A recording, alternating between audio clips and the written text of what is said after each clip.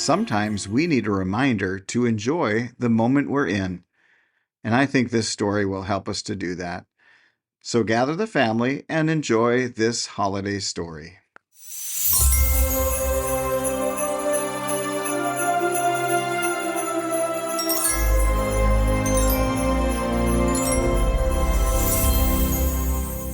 The Fir Tree by Hans Christian Andersen.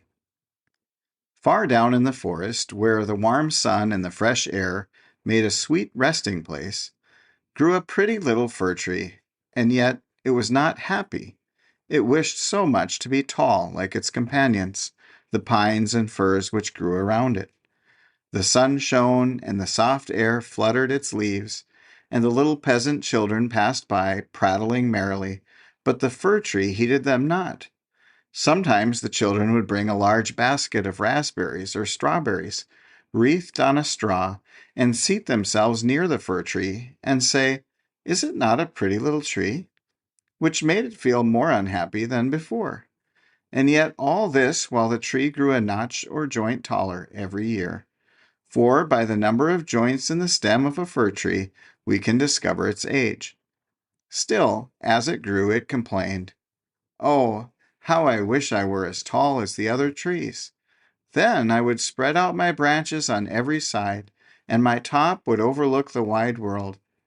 I should have the birds building their nests in my boughs, and when the wind blew, I should bow with stately dignity like my tall companions." The tree was so discontented that it took no pleasure in the warm sunshine, the birds, or the rosy clouds that floated over it morning and evening.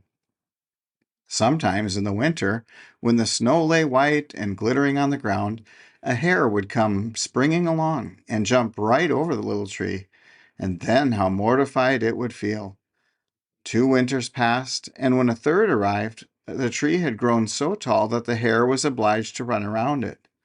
Yet it remained unsatisfied, and would exclaim, "Oh, if I could but keep growing tall and old, there is nothing else worth caring for in the world." In the autumn, as usual, the woodcutters came and cut down several of the tallest trees, and the young fir tree, which was now grown to its full height, shuddered as the noble trees fell to the earth with a crash. After the branches were lopped off, the trunks looked so slender and bare that they could scarcely be recognized. Then they were placed upon wagons and drawn by horses out of the forest. Where are they going? What would become of them?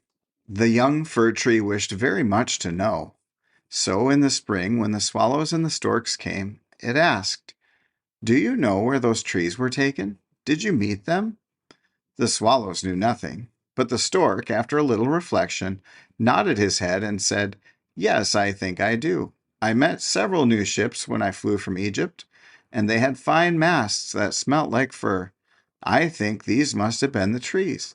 I assure you they were stately, very stately." "Oh, how I wish I were tall enough to go on the sea," said the fir tree. "What is the sea, and what does it look like?" "It would take too much time to explain," said the stork, flying quickly away. "Rejoice in thy youth," said the sunbeam. "Rejoice in thy fresh growth, and the young life that is in thee."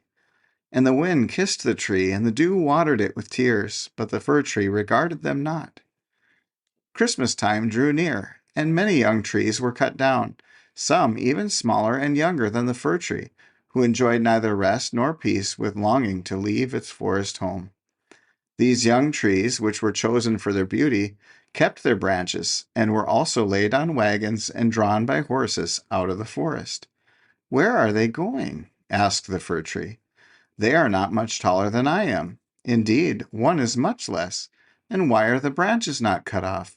Where are they going?" We know," sang the sparrows. "We have looked in at the windows of the houses in the town, and we know what is done with them. They are dressed up in the most splendid manner. We have seen them standing in the middle of a warm room and adorned with all sorts of beautiful things, honey cakes, gilded apples, playthings, and many hundreds of wax tapers." "And then," asked the fir tree, trembling through all its branches, "and then what happens?" "We did not see any more," said the sparrows, but this was enough for us.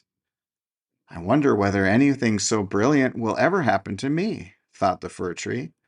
It would be much better than crossing the sea.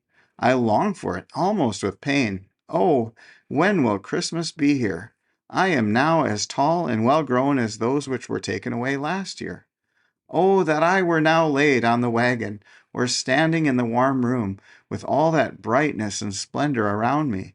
Something better and more beautiful is to come after, or the trees would not be so decked out. Yes, what follows will be grander and more splendid. What can it be? I am weary with longing. I scarcely know how to feel. Rejoice with us, said the air in the sunlight. Enjoy thine own bright life in the fresh air. But the tree would not rejoice. Though it grew taller every day, and winter and summer its dark green foliage might be seen in the forest, while passers-by would say, "What a beautiful tree!" A short time before Christmas, the discontented fir tree was the first to fall. As the axe cut through the stem and divided the pith, the tree fell with a groan to the earth. Conscious of pain and faintness, and forgetting all its anticipations of happiness, in sorrow at leaving its home in the forest. It knew that it should never again see its dear old companions, the trees, nor the little bushes and many-colored flowers that had grown by its side, perhaps not even the birds. Neither was the journey at all pleasant. The tree first recovered itself while being unpacked in the courtyard of a house, with several other trees, and it heard one man say, "We only want this one, and this is the prettiest." Then came two servants in grand livery and carried the fir tree into a large and beautiful apartment. On the walls hung pictures, and near the great stove stood great china vases, with lions on the lids. There were rocking chairs and silken sofas, large tables covered with pictures, books and playthings, worth a great deal of money. At least the children said so. Then the fir tree was placed in a large tub full of sand, but green baize hung all around it, so that no one could see that it was a tub, and it stood on a very handsome carpet. How the fir tree trembled! What was going to happen to him now? Some young ladies came, and the servants helped them to adorn the tree. On one branch they hung little bags cut out of colored paper, and each bag was filled with sweetmeats. From other branches hung gilded apples and walnuts, as if they had grown there, and above, all around, were hundreds of red, blue, and white tapers, which were fastened on the branches. Dolls, exactly like real babies, were placed under the green leaves. The tree had never seen such things before, and at the very top was fastened a glittering star made of tinsel. Oh, it was very beautiful. This evening they all exclaimed, "How bright it will be!" Oh, that evening were come, thought the tree, and the tapers lighted. Then I shall know what else is going to happen. Will the trees of the forest come to see me? I wonder if the sparrows will peep in at the windows as they fly. Shall I grow faster here and keep on all these ornaments summer and winter? But guessing was of very little use. It made his bark ache, and this pain is as bad for a slender fir tree as headache is for us. At last the tapers were lighted, and then what a glistening blaze of light the tree presented! It trembled so with joy in all its branches that one of the candles fell among the green leaves and burnt some of them. "Help! Help!" exclaimed the young ladies. But there was no danger, for they quickly extinguished the fire. After this, the tree tried not to tremble at all, though the fire frightened him. He was so anxious not to hurt any of the beautiful ornaments, even while their brilliancy dazzled him. And now the folding doors were thrown open, and a troop of children rushed in as if they intended to upset the tree. They were followed more silently by their elders. For a moment the little ones stood silent with astonishment, and then they shouted for joy till the room rang, and they danced merrily round the tree, while one present after another was taken from it. "What are they doing? What will happen next?" thought the fir. At last the candles burnt down to the branches and were put out. Then the children received permission to plunder the tree. Oh, how they rushed upon it, till the branches cracked, and had it not been fastened with the glistening star to the ceiling, it must have been thrown down. The children then danced about with their pretty toys, and no one noticed the tree, except the children's maid, who came and peeped among the branches to see if an apple or a fig had been forgotten. A story, cried the children, pulling a little fat man towards the tree. Now we shall be in the green shade, said the man, as he seated himself under it, and the tree will have the pleasure of hearing also. But I shall only relate one story. What shall it be? Humpty Dumpty, who fell down the stairs but soon got up again, and at least married a princess? Humpty Dumpty, cried some of them, and there was a fine shouting and crying out. But the fir tree remained quite still, and thought to himself, shall I have anything to do with all this? But he had already amused them as much as they wished. Then the old man told them the story of Humpty Dumpty, how he fell down the stairs, and was raised up again, and married a princess. And the children clapped their hands and cried, tell another, for they wanted to hear another story, but they only had Humpty Dumpty. After this the fir tree became quite silent and thoughtful. Never had the birds in the forest told such tales as Humpty Dumpty, who fell down the stairs and yet married a princess. Ah, yes, so it happens in the world, thought the fir tree. He believed it all because it was related by such a nice man. Ah, well, he thought, who knows? Perhaps I may fall down too and marry a princess. And he looked forward joyfully to the next evening, expecting to be again decked out with lights and playthings, gold and fruit. Tomorrow I will not tremble, thought he. I will enjoy all my splendor, and I shall hear the story of Humpty Dumpty again.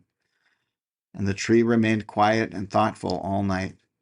In the morning the servants and the housemaid came in. Now, thought the fir, all my splendor is going to begin again.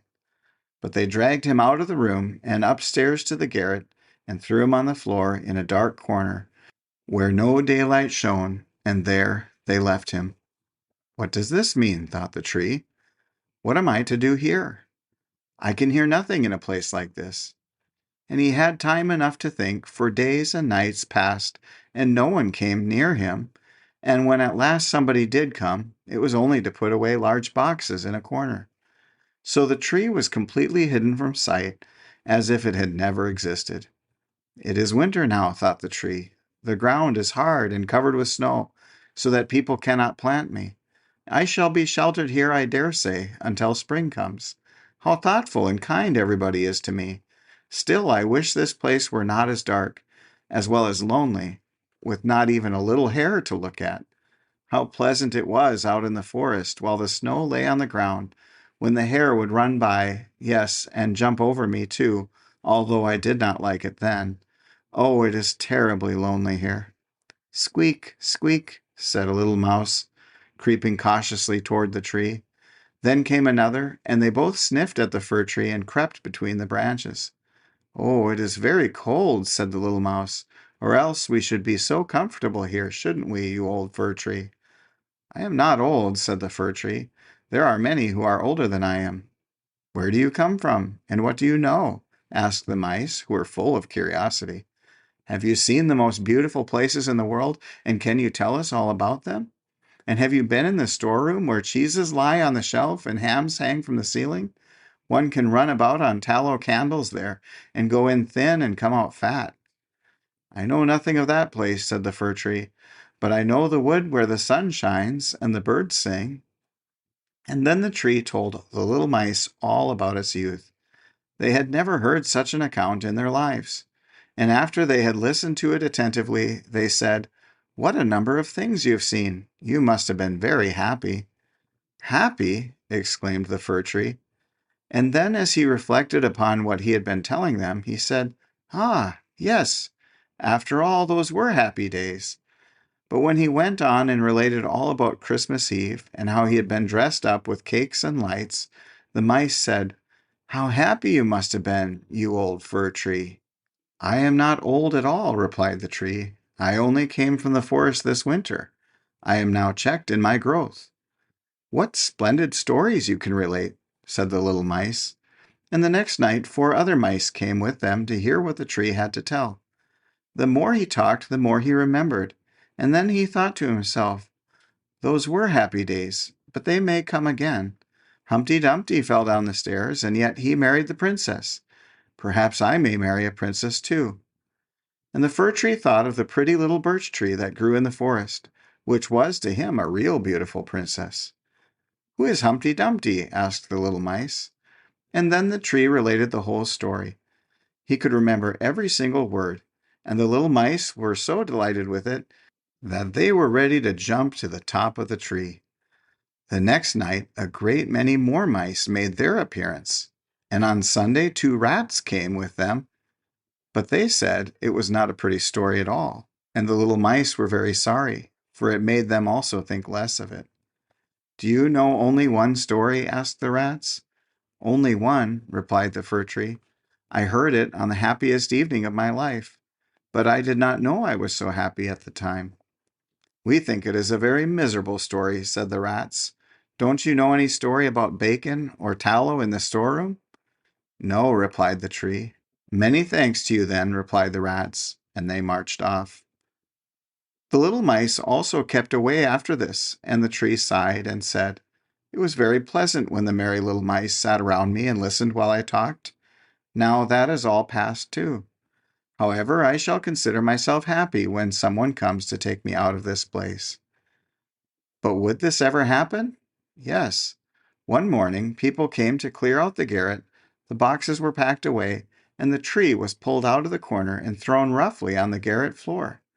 Then the servant dragged it out upon the staircase where the daylight shone. "Now life is beginning again," said the tree, rejoicing in the sunshine and fresh air.